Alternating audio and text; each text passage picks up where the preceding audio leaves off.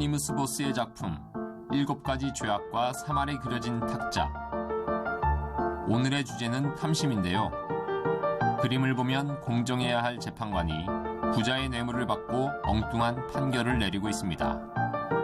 아예 얼굴도 부자 쪽으로 돌려 가난한 사람은 쳐다보지도 않습니다. 뒤에 앉은 배심원들은 서로 이해득실을 따질 뿐 상황에 대해 이의를 제기하지 않습니다. 정당한 이유나 목적이 없는 세상 물질에 대한 지나친 애착은 탐심을 불러일으킵니다. 많은 것을 소유해서가 아니라 물질에 대한 지나친 애착이 죄가 되는 것입니다. 누구나 편하게 살고 싶은 욕구가 있잖아요. 그게 탐심을 불러오는 가장 큰 이유인 것 같아요.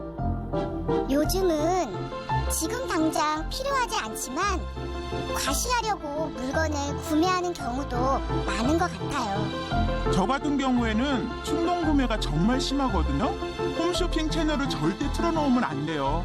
SNS와 같은 사회 문화가 사람들의 비교의식을 부추기고 탐심을 자극하는 것 같아요. 부모 마음이 다 그렇지만 내 자식 고생시키지 않으려고 손에 더 움켜쥐는 거죠.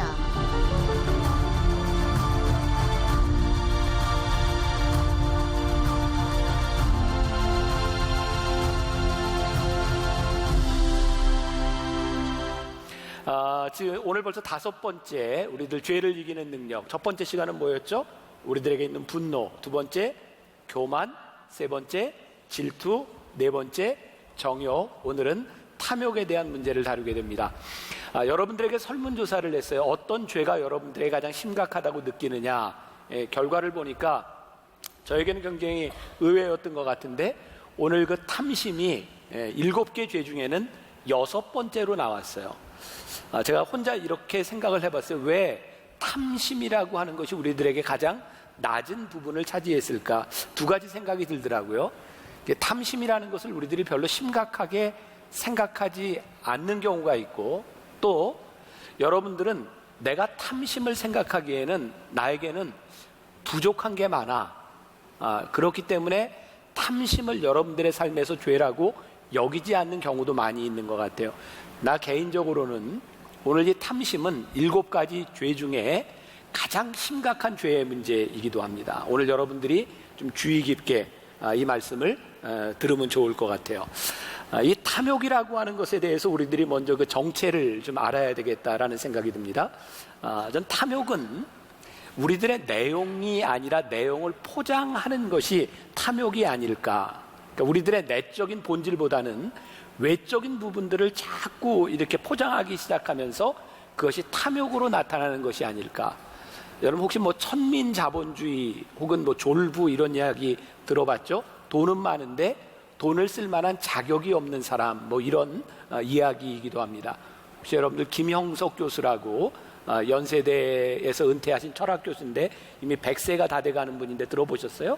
김형석 교수가 쓴 어떻게 믿을 것인가 라는 책에 보면 우리 근대사에 참 창피스러운 일이다라고 하는 걸 몇 가지를 이야기합니다. 첫 번째는 우리나라 저기 천안에 있는 독립기념관 알죠?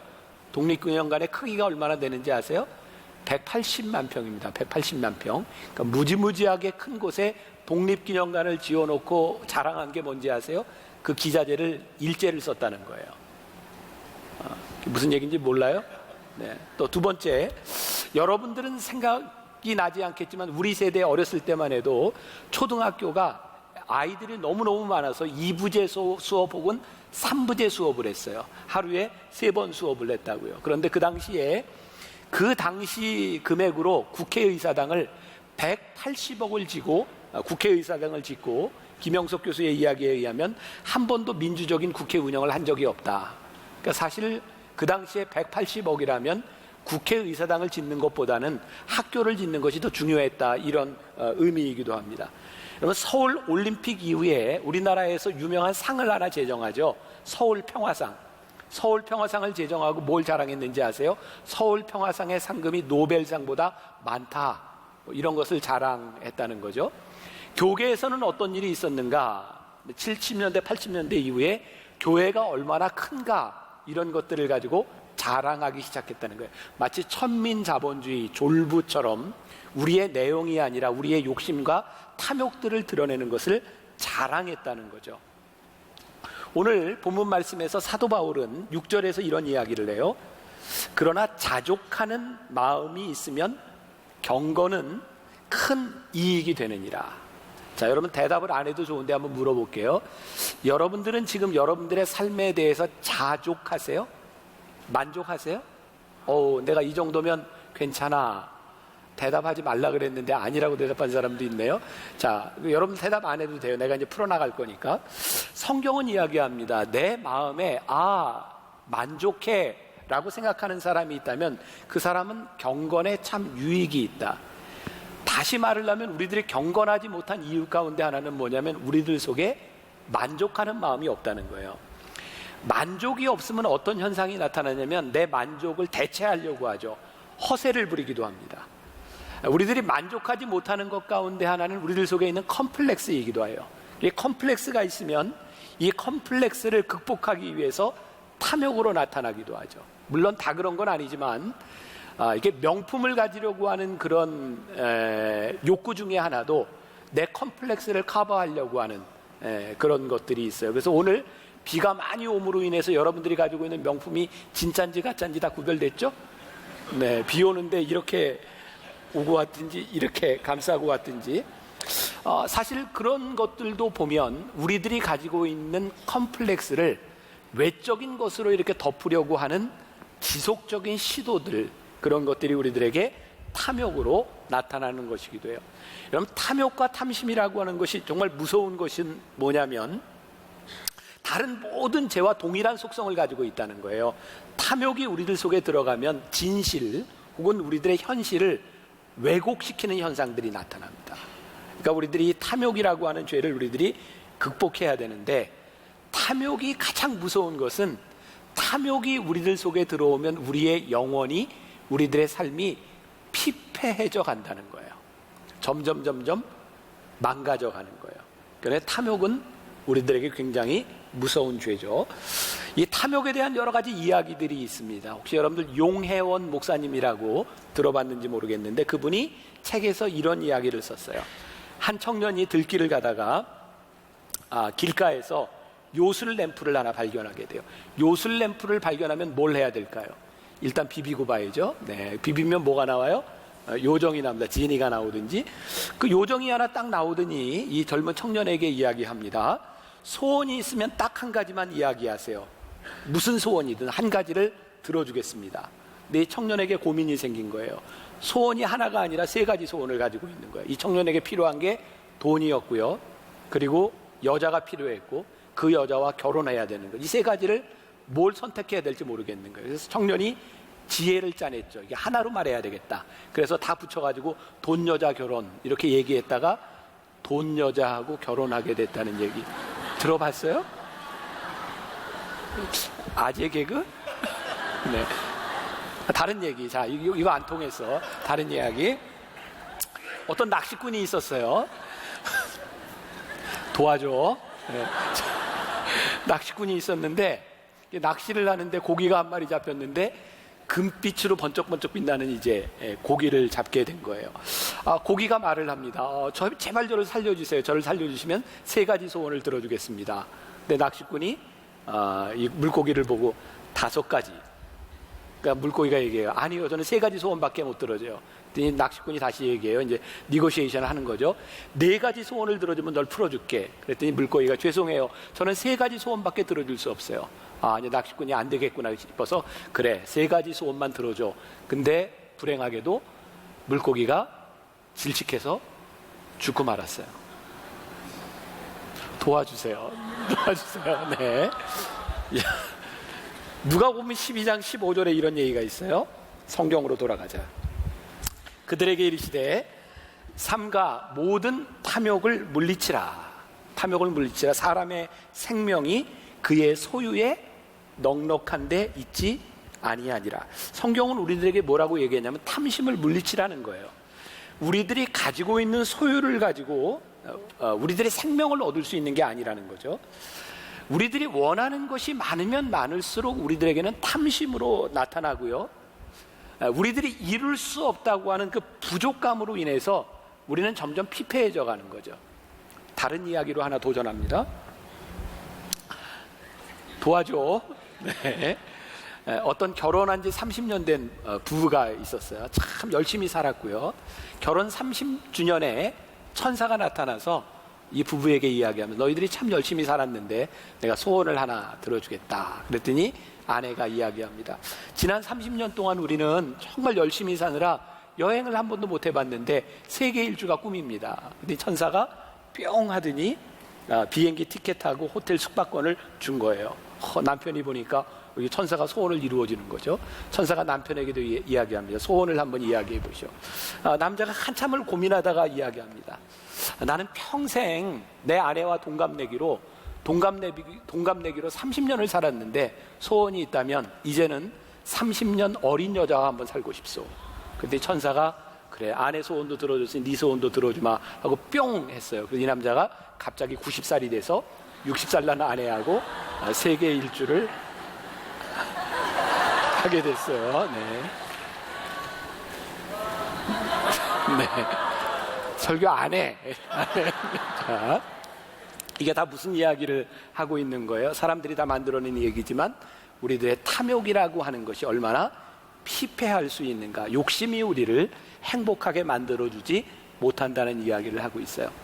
오늘 본문 말씀 9절에 보니까 부하려 하는 자들은 시험과 올무와 여러 가지 어리석고 해로운 욕심에 떨어지나니 곧 사람으로 파멸과 멸망에 빠지게 하는 것이라. 우리들이 똑같이 가지는 감정에 대한 부분이죠. 부하려 하는 마음들이 있는데 이 부하려 하는 마음이 우리를 시험과 올무에 빠지게 하고 파멸과 멸망에 이르게 한다는 거예요. 사도 바울은 두 가지를 계속해서 이야기하고 있어요. 하나는 자족하는 마음, 하나는 부하려고 하는 마음이죠. 이 부하려고 하는 마음을 탐욕이라고 이야기하는데 영어 성경에서는 evil desire라고 말을 했어요. 악마적인 욕망을 이야기하는 거예요. 우리들에게 있어서 다른 죄와 동일하게 하나님께서 우리들에게 주시는 단순한 욕망, 욕구라고 하는 것은 죄가 아니에요. 그러니까 우리들에게 무엇을 바라는 마음이 잘못된 것은 아닌데 이 바라는 마음이 악한 것으로 향하게 될 때 우리는 이것을 탐욕이라고 말을 하고, 우리들에게 주어진 무언가의 욕망이 우리들이 흔히 이야기하는 비전 혹은 우리들의 사명으로 향하기 시작할 때 이것은 경건함이라고 말을 하고 있어요.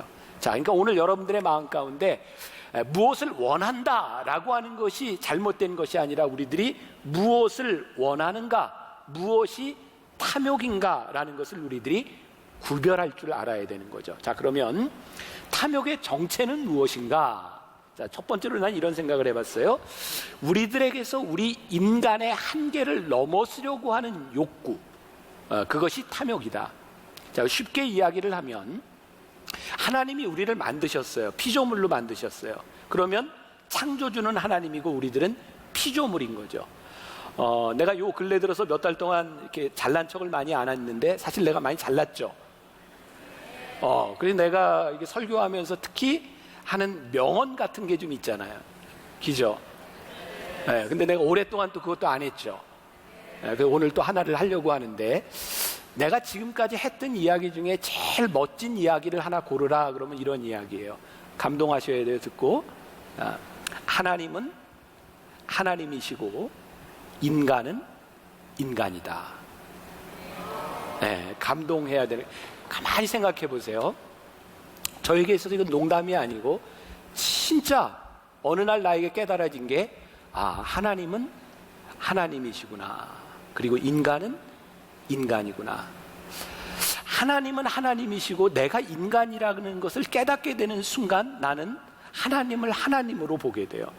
근데 우리 인간이요, 하나님을 하나님으로 보고 나를 인간을 인간의 한계 속에 보려고 하는 것이 아니라 자꾸 하나님을 뛰어넘으려고 하는 것이 있어요. 그러면 인간의 처음의 범죄, 창세기 3장 5절부터 6절까지에 나오는 말씀을 보세요. 너희가 그것을 먹는 날에는, 그것이 뭘까요? 선악과예요. 그것을 먹는 날에는 너희 눈이 밝아져 하나님과 같이 되어 선악을 알 줄 하나님이 아심이니라. 여자가 그 나무를 본즉 먹음직도 하고 보암직도 하고 지혜롭게 할 만큼 탐스럽기도 한 나무인지라. 여자가 그 열매를 따먹고 자기와 함께 있는 남편에게도 주매 그가 먹은지라. 지금 하와가 열매를 보고 있는데 그 열매가 먹음직스럽기도 하고 보암직스럽기도 해요. 아마 그 열매는 동산 안에 있던 다른 많은 열매 중에 하나였을 거예요. 그런데 하와에게 특별히 그 열매가 먹음직스럽고 보암직스럽게 보인 이유는 그 열매를 먹으면 뭐와 같이 될 줄을 알았어요? 하나님과 같이 될 줄을 안 거예요. 그래서 하나님과 같이 되려고 하는 욕망으로 인하여 그 과일을 따먹게 되죠. 근데 그 과일을 따먹으면 어떤 현상이 일어나냐면 선악을 분별하게 된다는 거예요. 여러분, 우리 인간들에게는 선악을 판단할 능력이 그렇게 있지 않아요. 왜? 우리 인간은 부족한 존재인 거죠. 우리 인간을 판단하시는 분은 하나님이세요. 그런데 어느 날부터인가 우리들이 하나님의 자리에 올라가려고 하는 교만, 욕망들이 있어요. 내가 모든 것을 판단하려고 하는 것들이 있어요. 우리 한국 정치사를 보면서 요즘 제일 많이 나오는 이야기 가운데 하나가 개헌이 필요하다 이런 얘기를 하죠. 개헌을 해야 되는 이유를 뭐라고 이야기하죠? 우리나라는 대통령의 권력이 너무 집중돼 있고 절대적이라고 하는 거예요. 저는 지금 대통령을 보면서도 똑같은 우려를 가지고 있어요. 왜? 지난번에 대통령이 우를 범했던 것처럼 대통령이 하는 일들을 보면 대통령이 무언가를 다 할 수 있다고 생각하고 대통령이 결정하면 무언가가 다 돼야 된다고 생각하는 거죠. 근데 우리 인간들에게는 그런 능력과 그런 선함이 우리들에게 없는 거예요. 그래서 우리나라의 정치사를 바라보면 정말 필요한 것이 있는데 인간에게는 절대 권력이 주어지면 안 된다는 거예요. 자, 여러분들에게 물어볼게요. 여러분들은 복음의 능력을 믿어요? 여러분 하나님의 말씀의 능력을 믿어요? 우리가 하나님을 믿는다고 하는 것은 뭘까요? 저는 오늘 새벽에도 어머니 기도실에서 기도하면서 오늘 말씀을 준비하면서 하나님, 정말 우리 교회 교인들, 우리 젊은이들, 이 땅에 있는 교회들이 하나님의 능력을 믿게 해주세요. 어떤 능력? 이 나라가 우리 인간의 판단과 인간들이 가지고 있는 절대 권력이 아니라 하나님 앞에 순종할 수 있는 마음과 하나님의 말씀을 귀 기울일 수 있는 사람들, 그래서 겸손해서 누군가의 이야기를 들을 수 있는 위정자들이 되게 하여 주옵시고, 하나님, 이 나라 백성들이 하나님 앞에 겸손해져야 하나님, 이 나라와 이 민족이 바로 서지 않겠습니까? 저는 이 나라와 이 민족을 바라보며 우리 젊은이들이 나라를 위해 기도해야 되는 이유가 무엇일까? 그것은 하나님의 음성을 듣고 하나님 앞에 순종하기 위해서가 아닐까?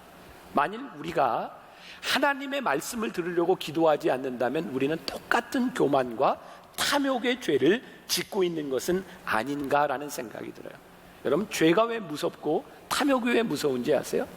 하와가 하나님처럼 되고자 하는 욕망으로 인해 죄를 짓고 난 다음에 그가 따먹었던 선악과를 누구에게 주죠? 남편 아담에게 줍니다. 여러분, 죄를 지으면요, 죄를 지은 사람들이 동일한 마음을 가지는데 이 죄를 누군가 공유하면 내 죄가 감춰줄 것이거나 내 죄가 작아지리라고 생각하죠. 그래서 탐욕으로 인하여 죄를 지은 사람들은 예외 없이 공범을 만들거나 뇌물을 먹이게 되어 있어요. 이 사회를 바라보며 우리들이 탐욕을 극복할 수 있는 것이 무엇인가? 하나님과의 관계 속에 바로 서고, 우리 여기 예배드리고 있는 우리 젊은이들이 하나님 앞에서 올바로 탐욕을 이길 수 있다면 나는 이 나라에 소망이 있다고 생각하거든요. 그래서 복음이 능력인 거죠. 우리가 오늘 이 복음의 능력을 믿지 못한다면 우리들이 탐욕을 이긴다고 하는 거, 이거 굉장히 공허한 이야기죠. 탐욕이 우리들 속에 들어가면 하나님을 두려워하기 시작해요. 그래서 하나님의 낯을 자꾸 피하게 됩니다. 자, 보세요. 여러분들에게 탐욕과 욕심이 들어갔다는 증거 중에 하나는 여러분들이 하나님의 낯을 피할 때입니다. 여러분들이 욕심스러운 일을 하면서, 탐욕적인 일을 하면서 하나님 앞에 서지 못합니다. 그러니까 여러분들의 삶에서 내가 하나님의 낯을 피하고 있다라고 생각이 되어진다면 내 속에 탐욕이 있다고 생각하면 돼요. 어제였어요. 우리 교회 재무를 담당하고 있는 우리 교회 직원이 나에게 전화를 했어요. 지금 우리 목사님 숙소를 구하고 있는데 계약을 하러 갔어요. 다 보고 계약 단계가 된 거예요. 근데 주인이 다운 계약서를 써달라 그러는 거예요. 이유는 뭐 모르겠지만 다운 계약서를 써주는 조건으로 집값을 1억을 싸게 해주겠다는 거예요. 그러니까 교회 입장에서 보면 뭐 다운 계약서가 어떻게 됐든지 그거 써주면 당장 1억을 이득을 얻을 수 있는 거예요. 근데 우리 직원이 그 주인에게 이렇게 이야기를 했대요. 교회이기 때문에 우리 교회는 절대로 그렇게 하지 못합니다. 다운 계약서 써줄 수 없습니다. 제가 그 이야기를 듣고 잘했다고 생각을 했을까요? 안 잘했다고 생각을 했을까요? 조금 억울하기는 한데 잘했다라고 생각을 했어요. 우리 직원이 한 이야기에서 교회이기 때문에 우리는 그렇게 하지 못합니다. 교회이기 때문에 우리는 하나님을 믿고 있기 때문에 우리들이 돈을 얻을 수 있는 것보다 하나님 앞에 서는 것이 더 중요하기 때문에 교회이기 때문에 다운 계약서는 써줄 수 없습니다. 그래서 계약이 파기가 됐어요. 이제 다른 집을 또 구해야 되는 상황이 되었어요. 가만히 보면 우리들의 욕심으로 인하여 탐욕으로 인하여 우리들이 무언가를 할 때 우리들이 하나님의 낯을 피하고 있지 않은가. 제가 목사이기 때문에 두려운 마음으로 이야기를 하자면 목회자들이 가지고 있는 욕심과 혹시 교회가 가지고 있는 욕심으로 인하여 교회 부흥과 우리가 흔히 이야기하는 사람들이 늘어나는 어떤 사업들을 인하여 우리들이 열심히 하고 있는 일로 인하여 억지로 하나님의 낯을 피하고 있다면 우리는 탐욕 가운데 있는 것이 분명해요. 그러니까 우리들의 내면을 우리들이 볼 필요가 있는 거예요. 또 탐욕의 정체는 무엇인가? 그것은 탐욕은 늘 우리들에게 부족감이라고 하는 이름으로 다가온다는 거예요. 영혼에 대한 갈망이 아니라 우리들 욕망에 대한 갈망으로 인하여 오늘 본문 말씀 8절에 보니까 보세요. 우리가 먹을 것과 입을 것이 있은즉 족한 줄로 알 것이니라. 자, 여기서 다시 한번 여러분들에게 물을게요. 여러분들에게 먹을 것이 있어요, 없어요? 있어요. 여러분 입을 것이 있어요, 없어요? 있어요. 근데 여러분 그것이 족해요? 성경은 오늘 우리들에게 얘기합니다. 너희들에게 먹을 것과 입을 것이 있은즉 너희들이 족한 줄로 알아라. 그래야 너희들이 경건하다는 거예요. 근데 우리들이 먹을 것과 입는 것 중에서 우리들이 계속 부족하다고 느끼는 이 부족감은 우리로 하여금 계속 욕망을 만들어내고 중요한 것은 이 욕망은 절대로 채워지지 않는다는 거죠. 채워지지 않는 욕망은 우리를 계속해서 피폐하게 만들어주는 거예요. 이번 설교는 우리 교인들과 함께 내가 피드백을 하고 있어요. 오늘 원고를 우리 교인들에게 먼저 넘겨주고 그 교인들이 묵상한 글을 내가 받게 됐어요. 한 교인이 이런 묵상글을 썼어요. 좀 읽어드릴게요. 백화점에 갔더니 의심할 정도의 가격으로 신발이 진열되어 있었습니다. 마트도 아니고 백화점. 발에 맞는 사이즈로 골라 의기양양하게 집으로 왔습니다. 신발장을 열었을 때 다른 신발들로 가득한 것을 보았고 또 비슷한 모양과 비슷한 색의 신을 사왔음을 알았습니다. 이 신발을 언제 어떻게 다 신지? 내 발이 진해도 아니고. 그때 누가복음 12장에 먹을 것을 잔뜩 쌓아놓고 만족해하는 어리석은 부자의 모습이 떠올랐습니다. 이 모든 것이 내 것이 아닌데 하나님께서 오늘 내 생명을 거두어 가시면 이 모든 것이 내 것이 아닌데. 먹을 것과 입을 것, 우리들이 원하는 것, 우리들에게 채워지지 않는 것, 영원히 채워질 수 없는 것, 그렇기 때문에 우리들이 자족하지 못하고 감사하지 못하고 끊임없는 욕망으로 우리들이 시달리고 있다면 이것은 우리들이 경건하지 않다는 증거이다라고 말하는 거죠. 또 오늘 말씀 9절을 보세요. 부하려 하는 자들은 시험과 올무와 여러 가지 어리석고 해로운 욕심에 떨어지나니 곧 사람으로 파멸과 멸망에 빠지게 하는 것이다. 자, 하나님께서 우리들에게 자족에 대한 것을 깨닫게 하시도록 주신 것이 시험하신 것이 성경에 나오고 있는데 출애굽기 16장 4절 말씀이에요. 같이 한 목소리를 읽어보세요. 시작. 그때 여호와께서 모세에게 이르시되 보라, 내가 너희를 위하여 하늘에서 양식을 비같이 내리리니 백성이 나가서 일용할 것을 날마다 거둘 것이라. 이같이 하여 그들이 내 율법을 준행하나 아니하나 내가 시험하리라. 자, 이스라엘 백성들이 광야를 지나고 있는 동안 먹을 것이 없었어요. 그래서 하나님께서 만나를 주셨거든요. 근데 하나님께서 만나를 주시는 방식이 어떤 방식이었냐면 아침에 나가면 비같이 만나가 내렸어요. 만나가 무엇인지는 몰라요. 비같이 내렸는데 이스라엘 백성들이 매일 만나를 거두어 드리는 거예요. 그러면 하루를 먹어요. 근데 하나님의 명령이 무엇이냐면 너희들이 만나를 거두는데 너희들이 매일 먹을 만큼만 거두라는 거예요. 그들이 먹을 만큼 이상을 거두어 드리면 못 먹게 돼요. 근데 하나님이 그것을 통해서 뭐라고 말씀하냐면 내가 너희를 시험해 보겠다는 거거든요. 자, 이스라엘 백성들이 매일 만나를 거두면서 무슨 생각을 했을까요? 아침에 나가서 오늘 아침에 만나를 딱 거두면서 이거 하나님이 주신 거야. 근데 만일 이스라엘 백성들이 이틀, 3일 여러 날을 이렇게 쌓아뒀다고 합시다. 첫날 그들이 거둘 때는 게 하나님이 주시는 거야 라고 생각하겠지만 자기들이 거둬놓은 것을 그 다음날 먹을 때 그것이 하나님이 주신 것이라고 생각할까요? 그들은 내가 모아놓은 것이라고 생각할 거예요. 하나님은 이스라엘 백성이 광야에서 매일매일 만나를 거두게 하심으로 인하여 너희를 먹이시는 이가 하나님이야 라는 것을 훈련시키고 시험하신 거예요. 그런데 이스라엘 백성 중에 그 만나를 먹으면서 하나님께서는 매일 광야에서 만나를 주시는데 불평이 나기 시작했죠. 어떤 불평? 만나는 먹는데 고기를 먹지 못한다라고 하는 것에 대한 불평이 생기기 시작했어요. 그래서 그들이 불평을 이야기하고 우리들의 애굽 땅에 있었으면 고기를 먹었을 텐데 그랬더니 신명기 11장에 보니까 하나님께서 이스라엘 진영에 메추라기를 밤새도록 보내세요. 일어나 봤더니 고기가 잔뜩 있는 거예요. 그래서 이스라엘 백성들이 메추라기를 먹었는데 성경에 뭐라고 되어 있냐면 그 메추라기가 씹혀서 소화도 되기 전에 이 사이에 끼어 있을 때 그들이 죽어요. 그리고 하나님께서 그곳의 이름을 기브롯 핫다와, 그게 무슨 뜻이냐면 탐욕의 무덤이라고 지으셨어요. 여러분 보세요. 우리들이 원하는 것이 채워지면 그것이 축복이라고 생각하는데 하나님은 그들이 원하는 것을 가득 부으셔서 그것이 너희들에게 축복이 아니라 이것이 너희들에게 탐욕의 무덤이 되었다라고 말씀하세요.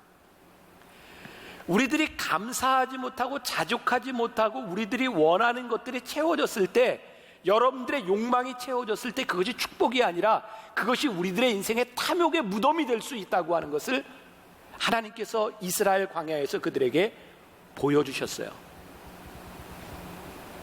자, 제가 여러분들에게 실제적인 도전을 하나 하는데 오늘 제가 말씀을 묵상하다가 갑자기 그런 생각이 드는 거예요. 우리들이 하나님 앞에 진짜 경건하게 하나님 앞에 자족함을 고백할 수 있는 제일 중요한 것이 무엇일까? 식사기도다라는 생각이 들었어요. 여러분들은 하루 세끼 식사기도를 어떻게 하세요? 많은 젊은이들이 요즘 직장에서 식사기도하는 게 참 쉽지 않다고 이야기를 하죠. 혹시라도 사람들이 저 예수쟁이라고 이야기를 할까봐, 아직도 너 교회 다니니 이런 소리를 들을까봐 밥 먹을 때 기도하는 게 두렵다는 이야기도 해요. 저 같은 경우에 요즘 독특한 현상인데, 물론 제가 식사로 대표 기도를 할 때는 기도를 참 짧게 합니다. 근데 나 혼자 개인적으로 식사 기도할 때는 이전보다 식사 기도하는 시간이 길어요. 요즘 제 마음에 참 감사하다, 이런 생각을 가질 때가 참 많이 있어요. 제가 여러분들에게 도전하는 거예요. 여러분들의 삶에 가장 경건하게 여러분들의 욕망을 이길 수 있는 제일 중요한 시간을 하나님이 우리들에게 3번을 허락하셨다. 식사 기도할 때 여러분들에게 주어진 그 식사와 여러분들의 삶에 대하여 우리들이 하나님 앞에 얼마나 자족하며 감사할 수 있는가. 그래서 이 경건이라고 하는 것은 감사와 연관된 부분인 것 같아요. 다시 한번 여러분들에게 질문하고 또 넘어갈 거예요. 여러분들은 지금 여러분들이 먹고 입는 것에 대하여 만족하고 자족하는가? 굉장히 중요한 질문이에요. 탐욕의 진실한 정체는 성경은 우리들에게 헛수고라고 말을 합니다. 이스라엘 백성들이 만나를 거두어 드렸을 때 그날 먹을 것 이외에 이틀치 3일치를 거두어 드려도 하나님께서 허락하지 않으심으로 인하여 그것은 다 썩어버렸어요. 하나님이 허락하시지 않는 어떤 탐욕도 그것은 우리의 인생에서 헛수고다. 다시 말하면 하나님께서 인정하시는 것이 우리들에게 참된 것이다 라는 것을 성경이 우리들에게 말하고 있어요. 창세기 4장 26절에 보면 에노스라고 하는 사람의 이름이 나오는데 셋도 아들을 낳고 그의 이름을 에노스라 하였으며 그때 사람들이 비로소 여호와의 이름을 불렀더라 이렇게 해서 내가 예전에 읽었던 이재철 목사님 책에 보면 이 부분을 이렇게 이야기하더라고요. 에노스라고 하는 이름의 뜻이 뭔지 아세요? 죽을 수밖에 없는 존재. 이런 건 써놓으세요. 써놓고 좀 아는 척도 하고 들으면 다 잊어버려요. 에노스라고 하는 사람의 이름의 뜻이 뭐라고요? 죽을 수밖에 없는 존재. 그 당시 사람들이 에노스, 죽을 수밖에 없는 존재라고 하는 것을 알면서 비로소 하나님의 이름을 부르기 시작했다는 거예요. 우리의 인간이 죽을 수밖에 없는 존재, 하나님 앞에 빈손으로 왔다 빈손으로 갈 수밖에 없는 존재라고 하는 것을 인정할 때 우리가 비로소 하나님의 이름을 부르기 시작해요. 내가 가지고 있는 것들 하나님이 허락하시지 않으면 그것이 우리들에게 탐욕일 수밖에 없다라는 것을 인정하는 순간 우리는 탐욕을 이기는 사람이 될 수 있어요. 하나님이 보이지 않는 인간은요, 하나님을 인정하지 않는 인간은 우리들이 가진 것을 가지고 얼마나 이기적이고 얼마나 자기중심적이 될 수 있는지 아세요? 자, 중요한 이야기예요. 누가복음 12장에 예수님께서 비유로 말씀하시는 한 부자의 비유에 대한 이야기가 나오는데 이 말씀을 하시게 된 이유가 아주 중요한 이야기입니다. 예수님께 어떤 사람이 나와서 다툼을 하는 거예요. 부모에게 상속을 받았는데 이스라엘 율법에 의하면 형이 부모 상속의 3분의 1을 가져요. 그리고 나머지는 동생들이 나눠 갖는 거예요. 아주 불공평하죠. 근데 그 당시에 유대의 법이었어요. 그런데 3분의 1을 가지는 형이 더 갖겠다는 거예요. 이 논쟁을 가지고 예수님 앞에 나온 거예요. 근데 예수님께서 이 논쟁을 놓고 어리석은 부자의 비유를 이렇게 말씀하시면서 뭐라고 말씀하시냐면 모든 탐심을 물리쳐라 이렇게 말씀하세요. 그리고 20절에 오늘 밤에 내 영혼을 도로 찾으리니 그러면 내 준비한 것이 누구의 것이 되겠느냐. 자, 제가 뭐가 중요하다고 얘기하냐면 예수님께서 지금 이게 불공평하다고 이 재산의 문제를 가지고 나온 사람들에게 그들이 원하는 답은 무엇일까요? 야, 3분의 2 너 갖고 3분의 1 너 가져. 이게 원하는 대답이 아닐까요?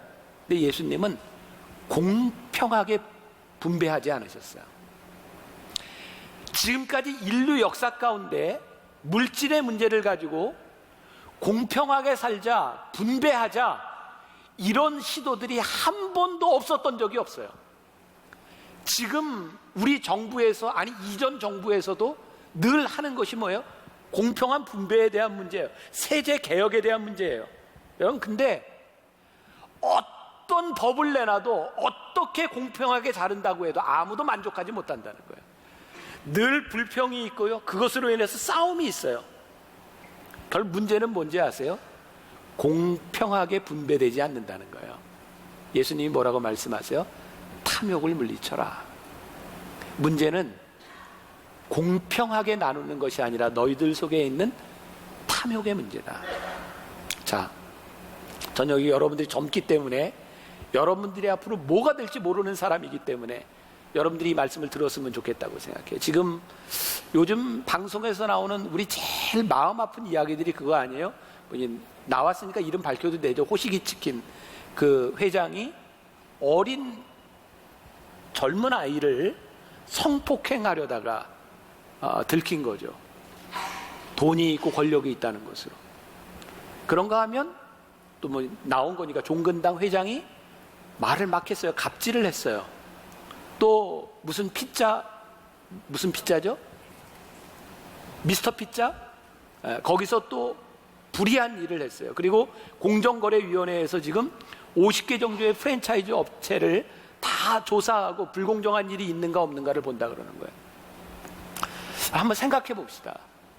공정거래위원회에서 조사한다고 정말 세상이 좋아질까요? 전 그렇게 생각 안 되거든요. 어느 정도 개선이 될 수 있겠지만 아마 여기에서 손해난 걸 다른 데서 또 떼우려고 하지 않을까요?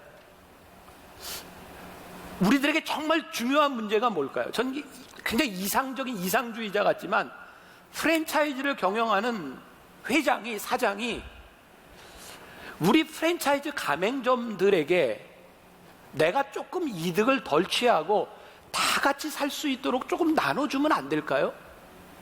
왜 우리는 그게 안 되죠? 대기업의 횡포라고 이야기하는데 하청업체에게 물건값을 깎으라고 하면 내가 손해보지를 보려고 하지 않고 하청업체에게만 손해를 보게 하고 임금을 제대로 주지 않고 하는 그런 일들이 진짜 원청에서 부자인 사람이 내가 조금 이득을 좀 덜 보면 그 일들이 해결이 될 텐데 그 일들이 해결이 안 되는 거예요. 이유가 뭘까요? 탐욕의 문제인 거죠. 탐욕. 여러분, 제가 왜 복음의 능력을 우리들이 믿느냐고 여러분들에게 물어봤는지 아세요? 이 탐욕의 문제가요, 공평한 것, 재분배, 정의에 대한 문제로 해결되지 않는다는 거예요. 우리나라 이 민족에 대한 문제, 우리들에게 해결해야 될 것은 복음의 문제, 말씀이 우리를 변화시키고 우리들이 하나님 앞에서 탐욕을 물리치지 않는 한 이 불공정한 문제들은 이 사회에서 해결되지 않는다는 거예요. 민주주의, 공산주의, 사회주의 그 어떤 것도 이 문제를 해결하지 못한다는 거예요. 그래서 오늘 복음을 듣는 우리 젊은이들의 마음 가운데 이 말씀을 듣고 말씀대로 사는 사람으로 인하여 이 땅이 변화될 수 있습니다 라고 하는 믿음이 없다면 오늘 우리들이 이 말씀을 듣는 게 너무너무 공허한 거죠. 탐욕을 물리치라. 우리들이 하나님 앞에서 인격적으로 설 때에 우리들이 탐욕을 이길 수 있는 것이 아닐까. 자, 탐욕을 이기는 방법에 대한 것, 오늘 본문 말씀 10절을 보세요. 같이 한번 봅시다. 10절 시작. 돈을 사랑함이 일만하게 뿌리가 되나니 그것을 탐내는 자들은 미혹을 받아 믿음에서 떠나 많은 근심으로써 자기를 찔렀도다. 자, 여기에서 이 문장을 간단하게 요약하면 이렇게 돼요. 돈을 사랑함이 믿음에서 떠나 많은 근심으로 자기를 찔렀도다. 이렇게 요약할 수 있을 것 같아요. 돈을 사랑하면 결과가 어떻게 돼요? 믿음을 떠난다. 돈은 비인격적인 거예요. 여러분들을 사랑해 주지 않습니다. 그런데 여러분들이 돈을 사랑하면 불행한 거예요. 지금부터 여러분들의 인생에 연습하고 여러분들이 기억해야 될 것이 있는데 돈을 사랑하는 것이 아니라 내가 어떻게 돈을 사용하는 사람이 되는가. 이 어거스틴은요, 우리들에게 사랑의 대상이 있고 사용의 대상이 있는데 이 두 것이 바뀌는 것, 혼란스러운 게 죄라고 이야기를 하고 있어요. 그러니까 성경이 오늘 이야기하는 거예요. 여러분들이 돈을 사용할 줄 아는 사람이 되기 위하여 우리들이 어떻게 노력하며 살아가는가. 오늘 11절 말씀이 이렇게 이어지고 있어요. 오직 너 하나님의 사람아, 이것들을 피하고, 뭘 피해요? 돈을 사랑하는 것을 피하고 의와 경건과 믿음과 사랑과 인내와 온유를 따르며. 돈을 사모하는 마음을 피하라는 거예요. 그러면 어떻게 피할까요? 이걸 여러분들에게 가르쳐 줘야 되겠죠? 이건 우리들이 그냥 딱 결심한다고 되는 것이 아니라 우리들의 삶의 훈련이 필요해요. 훈련. 오늘 중요한 얘기예요. 우리 젊은이들에게 뭐냐면 우리들이 가지고 있는 모든 소유에 대한, 소유권에 대한 훈련이 우리들에게 필요한 거예요. 자, 이 말씀이 여러분들에게 어떻게 들릴지 모르겠어요. 역대상 29장 14절 말씀. 나와 내 백성이 무엇이기에 이처럼 즐거운 마음으로 드릴 힘이 있었나이까. 모든 것이 주께로 말미암아 싸우니 우리가 주의 손에서 받은 것으로 주께 드렸을 뿐이니이다.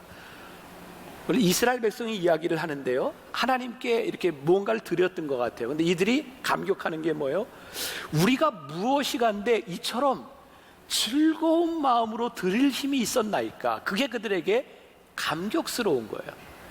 하나님께 드릴 수 있다고 하는 것이 그들에게 너무너무 감격스러웠던 일인 거예요. 자, 그러면 여러분들의 삶에 한번 적용을 해봅시다. 여러분들이 들어오면서 이제 헌금을 하고, 어떤 사람은 11조도 하고 감사헌금도 하고 했을 거예요. 근데 여러분들이 이렇게 헌금을 하면서 와, 정말 감사해, 하나님이 나에게 이렇게 드릴 수 있는 힘을 주셨어, 감사해, 이런 고백이 여러분들에게 있었는가? 아니면 아우 정말 또 내야 돼, 너무너무 아까워, 이런 마음이 여러분들에게 있었는가? 이것이 굉장히 중요한 탐욕과 소유권에 대한 문제라는 거죠. 우리들이 하나님 앞에 이렇게 헌금을 하는 것은요, 아주 중요한 말이에요. 자, 오늘 저 헌금 얘기하니까 또 굉장히 긴장되죠? 또 끝나고 한샘 치고 헌금하려는 얘기 아닌가 막 이런 생각 들지 않아요? 오늘 한샘 치고 헌금 없어요.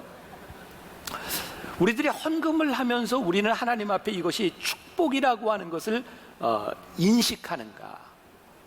자, 제가 우리 젊은이들에게 이제 11조에 대한 이야기를 좀 설명을 할게요. 요즘 강단에서 제일 하기 힘든 이야기가 11조에 대한 이야기예요. 어떤 사람들은 이렇게 얘기하죠. 그것은 이미 구약의 법인데 왜 신약에서 적용을 하는가, 이런 이야기도 해요. 여러분, 11조를 하면 그 11조가 어떻게 쓰여요? 여러분, 11조가요, 여러분들에게서도 하나님의 소유권에 대한 인정이 되기 위해서는 여러분들이 드려진 이 11조가 교회에서 쓰여질 때 마찬가지로 청지기의 사명이 같이 연결이 돼야 돼요. 만약 이것이 되지 않는다면 헌금은 사기예요. 우리 교회에서 연말이 되면 이렇게 감사를 해요. 헌금이 어떻게 쓰여졌는가, 10여 명의 사람들이 감사를 쭉 해요. 그리고 감사가 끝나면 일반 회계법인에 그 감사와 헌금들이 어떻게 쓰여졌는지 또 회계 감사를 받아요. 그리고 여러분들에게 특별 헌금을 요청할 때는 어김없이 헌금이 얼마가, 여러분들이 헌금을 얼마 했고 이 헌금이 얼마가 쓰였습니다, 여러분들에게 보고를 해요. 이유가 뭔지 아세요? 이 헌금은 교회 것도 담임 목사 것도 누가 쓸 수 있는 것이 아니라 하나님께 드려진 것이 어떻게 청지기로 잘 쓰여져 있는가를 우리들이 알 수 있기 때문이죠. 여러분들이 11조를 하면서 이렇게 생각하세요. 여러분들은 10의 1조, 내가 가진 것의 10분의 1을 드리는 게 11조라고 생각하세요? 11조는 그런 의미가 아닙니다. 11조는 하나님 앞에 여러분들이 10의 1조를 드릴 때 하나님이 10의 9을 내가 쓰도록 하셨어 라는 감사의 고백이에요. 여러분들이 가지고 있는 것 중에 10의 1조를 드린다고 생각하면요, 11조의 액수가 늘어나면 늘어날수록 여러분들에게는 겁나는 액수입니다. 근데 하나님께서 10의 9을 나에게 쓰도록 허락하셨어 라는 생각이, 믿음의 고백이 들면 11조의 액수가 커지면 커질수록 우리들에게 더 큰 감사의 고백이 있어요. 11조는요, 우리들이 하나님 앞에서 우리의 욕망과 탐욕을 이기게 하는 아주 중요한 훈련이에요. 여러분들이 11조를 해야 나에게 개인적으로 이득되는 거 하나도 없어요. 교회가 개인적으로 이득되는 것이 아니라 여러분들의 삶에서 탐욕을 이기고 여러분들의 삶이 하나님 앞에 어떻게 경건하게 살아갈 수 있느냐를 아주 중요하게 훈련시키는 것이 11조예요. 여러분, 또한 성경은요, 구약시대에 보면 11조뿐만 아니라 회식의 11조와 어려운 사람들을 위한 헌금을 또 하게 했어요. 그들의 수입의 23% 정도를 하나님과 남을 위해 쓰도록 정해놓은 것이 구약의 법이었어요. 저는 그게 옛날의 법이다라고 하는 것이 아니라 왜 하나님께서 그런 것을 우리들에게 명령하셨는가, 우리들에게 주어진 것이 내 것으로 나에게 쓰도록 만든 것이 아니라 이 소유가 하나님께 있음으로 인하여 이것이 필요한 하나님의 백성들과 함께 쓰도록 우리들에게 주신 것이 헌금의 정신인 거예요. 그러니까 여러분, 여러분들의 삶에서 탐욕을 이기고 여러분들이 경건의 삶을 살아가기 위해서 해야 되는 훈련이 있는 거예요. 하나님의 것을 하나님의 것으로 인정하는 훈련인 거예요. 제가 오늘 제 이야기를 하고 여러분들의 삶에도 도움이 된다면, 혹 여러분들에게 거부감이 느껴질지도 모르지만 내 이야기를 하고 말씀을 좀 마치려고 그래요. 저는 담임 목사가 되고 나서 제일 고민스러웠던 것, 저는 진짜 만나교회 담임 목사가 되는 순간 전 좋은 목사가 되고 싶었어요. 그리고 어떤 좋은 목사가 되고 싶었냐면, 다른 사람에게가 아니라 나는 우리 교인들에게 좋은 목사가 되고 싶었어요. 그러니까 뭐 이제 하나님 앞에서 목회자의 모습 이런 거 떠나서 교인들이 담임 목사 김병삼 목사를 생각할 때 우리 목사님 너무 좋아. 나는 그런 목사가 되고 싶었어요. 그래서 여러 가지 노력을 했던 것 같아요. 그 중에 하나가 돈에 대한 문제였어요. 돈. 오늘 지금 하는 이야기는 절대적인 기준에 대한 것이 아니라 내 개인적인 고백이에요. 나는 돈에 대해서 가장 심각하게 하나님이 도전을 주셨던 때가 언제냐면 내가 군목 시절이었어요. 그때는 87년도, 88년, 89년 그 당시 내 월급이 군대에서 한 20만 원 정도 내가 이제 받았을 때고, 그때 결혼을 하고 아이를 데리고 살아야 되니까 진짜 풍족하지 않은 때였어요. 물론 장교니까 부대에서 이제 집도 주고 했지만 별로 풍족하지를 않았어요. 근데 그때 내 삶에는 계획이 있었어요. 군대를 제대하고 나면 나는 유학을 가야지. 그래서 유학을 가기 위한 유학 자금을 만드는 것, 그 제일 좋은 방법 중에 하나는 그 당시에 군인 공제라고 하는 적금을 들면 이자가 굉장히 높았어요. 그래서 퇴직할 때 돈을 많이 찾을 수가 있었어요. 그래서 그 작은 월급을 가지고 이렇게 군인 공제를 들고 적금을 들고 살았어요. 나는 군목 시절에 은혜를 받았거든요. 근데 기도하는데 하나님께서 저를 제일 많이 회개시키신 부분이 뭐였냐면, 내가 가지고 있는 물질에 대한 부분이에요. 내가 돈이 많기 때문이 아니라 내 우선순위가 저금이었던 거예요. 하나님이 그걸 철저하게 회개를 시키셨고, 그 다음부터 이제 나는 어떤 생각을 하게 되냐면, 내가 목회하는 동안 이 목회는 돈으로 하는 것이 아니다. 그런 믿음을 가지고 이제 살아왔던 거예요. 만나교회 내가 이제 담임이 됐어요. 내가 종종 이렇게 잘난 척을 하지만 진짜 잘났어요. 뭐냐면, 제가 외부에 가서 이렇게 강의를 하면, 이렇게 설교를 하면 소위 말하는 게 특급 대우를 받아요. 그러니까 나는 1시간 강의, 뭐 기업에 가서든 어디에 가서 하든 나는 굉장히 여러분들이 생각하는 것보다 많은 액수의 돈을 받아요. 그런가 하면 나는 이제 학교에서 강의를 해도 돈을 받고, 또 책을 많이 썼기 때문에 나에게 정기적으로 들어오는 인세도 있어요. 근데 제일 큰 수입은 뭐냐면 결혼 주례비예요. 제가 결혼 주례를 얼마나 많이 했는지 몰라요. 그러니까 저에게 들어오는 돈이 많은 거예요. 근데 문제는 뭐냐면 나에게 돈이 많다는 거예요. 나는 교회에서 월급을 받아요. 그리고 그 월급을 가지고 우리 집사람이 뭐 보험도 들고 아무튼 뭐 나도 똑같이 살아요. 그런데 나에게 그것 이외에 돈들이 많이 생기는 거예요. 내가 이 돈들을 이렇게 가지고는 나는 좋은 목사가 될 수 없겠다는 생각이 들었어요. 그래서 혼자 마음에 결심을 한 거죠. 내가 월급 이외에 이렇게 받는 돈들은 내가 다 그냥 교회 헌금으로 내야 되겠다. 그렇게 생각을 하고 이제 다 교회에다 이제 내기 시작했어요. 어느 날 장로님이 저에게 와서 이런 이야기를 하더라고요. 목사님, 이렇게 외부에서 받는 사례비나 돈들을 뭐 이렇게 인세는 다 지금 장학금으로 들어가고 이렇게 헌금하지 말고 목사님이 쓸 만큼 모아놨다가 쓰세요. 그러니까 나를 위해서 한 얘기였어요. 그래서 뭐라고 얘기하냐면, 교인들은요 나중에 문제가 생기면 목사님이 교회에 얼마를 헌금했느냐 이런 거를 보는 게 아니라 목사님이 얼마를 받아갔느냐 이런 걸 가지고 문제를 삼기 때문에 목사님 교회에서 월급 조금 받고 숨겨놓고 다 모았다 쓰세요. 이렇게 이야기를 하세요. 저를 위해서 한 이야기였어요. 근데 그게 제 마음이 이렇게 편하지를 않았어요. 왜냐하면 내가 하나님 앞에 내가 이제 외부에서 받는 사례비나 모든 것들을 다 헌금해야 되겠다라고 결심했기 때문이었어요. 그러면서 저에게 제일 많은 수입원이었던 주례비, 그게 제일 큰데 언제부턴가 주례를 많이 안 하기 시작했어요. 왜냐하면 해야 별로 소용이 없잖아요. 내가 받는 게 아니니까. 그래서 내가 주례를 많이 할 때 토요일, 금요일 한 번에 이렇게 5번까지 주례를 하게 되더라고요. 그러니까 이건 돈 문제가 아니라 그래서 내가 사역을 못 하겠다. 그래서 무조건 한 주에 하나, first come first service. 뭐 직책이나 이런 거 관계없이 먼저 신청하는 사람 딱 한 주에 한 명만 주례한다. 이제 그걸 내가 이제 원칙으로 삼아요. 그리고 내가 주례비를 내는 청년들이나 부모님들에게 주례비 많이 주세요. 괜찮아요. 왜냐하면 주례비는 전체 다 어려운 사람들을 위해 쓰여지기 때문에 그래요. 근데 저에게 이제 고민스러운 일이 하나 생겼던 거예요. 뭐냐면 지금 우리 청년부의 전도사로 있지만 우리 아들이 이제 미국 유학을 가게 됐어요.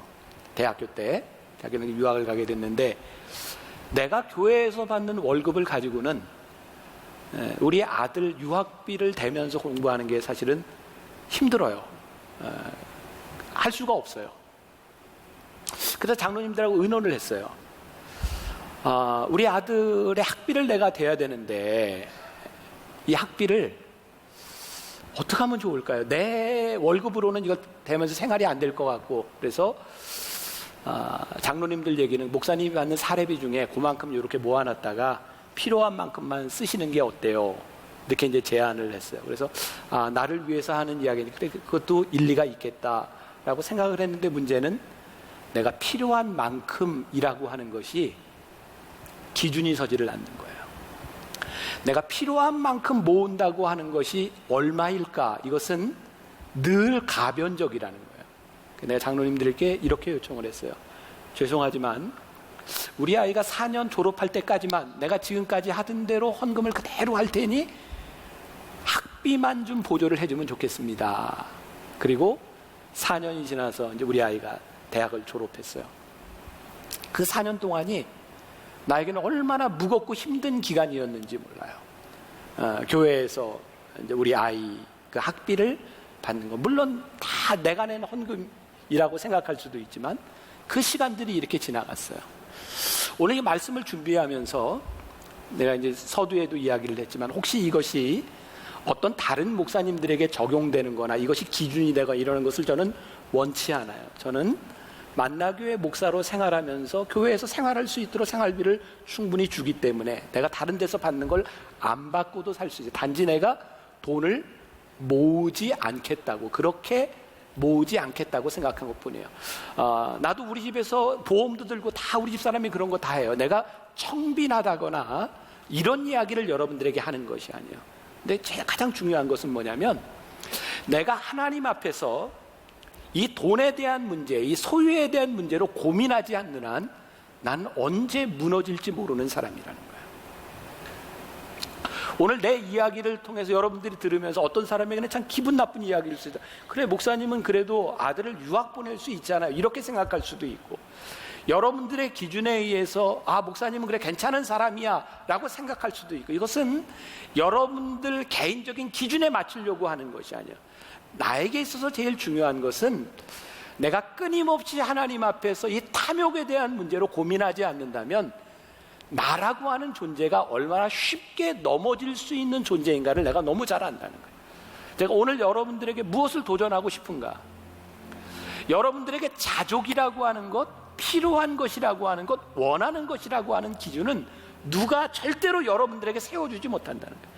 앞으로 여러분들이 살아가면서 어떤 집에서 살지, 어떤 차를 타고 살지, 어떤 정도의 규모의 생활을 할지 그것은 누군가 정해줄 수 있는 것이 아니고 여러분들이 무엇을 먹고 여러분들이 무엇을 입든 다른 사람 누군가가 기준을 세워줄 수 있는 것이 아니라 여러분들이 하나님 앞에서 끊임없이 고민하고 여러분들이 소유에 대한 문제들 내가 가지고 있는 것이 하나님께로부터 왔다고 하는 믿음의 고백을 여러분들이 놓는 순간 우리는 정말 쉽게 돈의 유혹에도 넘어가고 하나님의 낯을 피할 수도 있다는 거예요. 우리들에게 제일 중요한 게 뭐예요? 청직이라는 거예요. 청직이.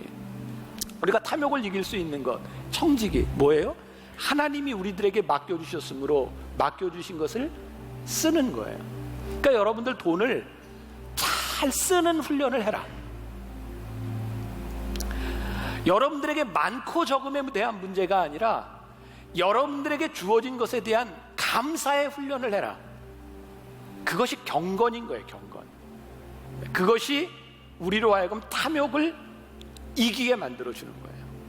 제가 여러분들에게 약속할게요. 우리 젊은이들이니까. 저는 우리 교회가 우리 성도들이 내는 헌금들을 청지기처럼 잘 쓰는 교회가 됐으면 좋겠어요.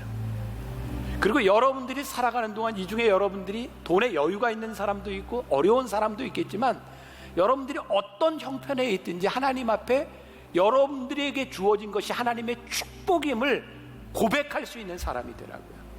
그리고 11조가 많아지면 많아질수록 와, 하나님이 나에게 맡겨주신 청지기의 사명이 참 크구나 라는 믿음의 고백을 할 수 있는 사람이 되어야 돼요. 그래야 여러분들이 탐욕에 넘어지지 않는다고요. 그러니까 헌금은 하나님께 대한 고백에 대한 문제고 우리 믿음에 대한 확인에 대한 문제인 거예요. 제가 다시 이야기해요. 우리가 복음의 능력을 믿는가?